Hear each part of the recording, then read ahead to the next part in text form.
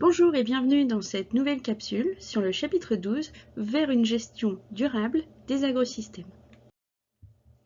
En 2015, les Nations Unies ont adopté le programme de développement durable à l'horizon 2030.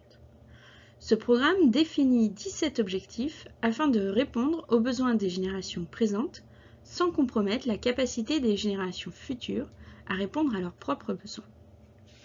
L'objectif numéro 2 consiste à éliminer la faim, assurer la sécurité alimentaire, améliorer la nutrition et promouvoir l'agriculture durable.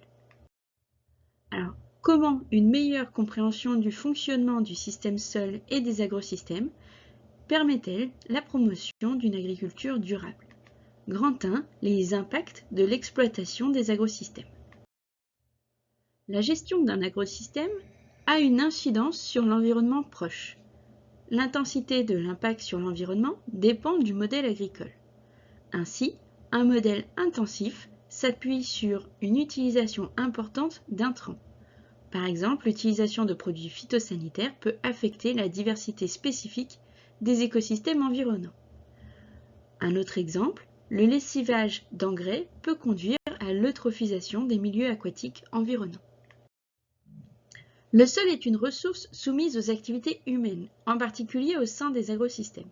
La mécanisation, comme le labour profond, ou l'absence d'assolement hivernal, peut induire une érosion du sol et la diminution de la diversité spécifique dans le sol. De plus, la diminution de la biodiversité du sol peut modifier l'équilibre du cycle de la matière et donc induire la nécessité de l'usage d'engrais.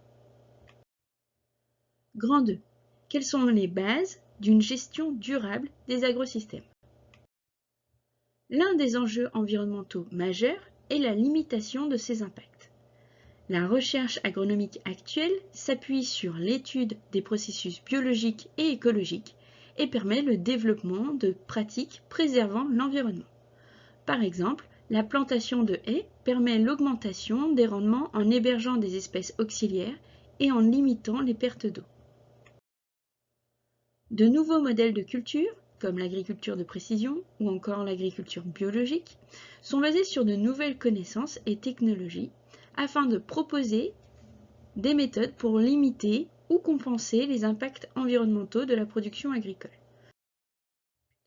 Par exemple, un élevage de viande bovine peut compenser la production de gaz à effet de serre par des pratiques induisant un stockage de carbone, par exemple la mise en place de prairies permanentes.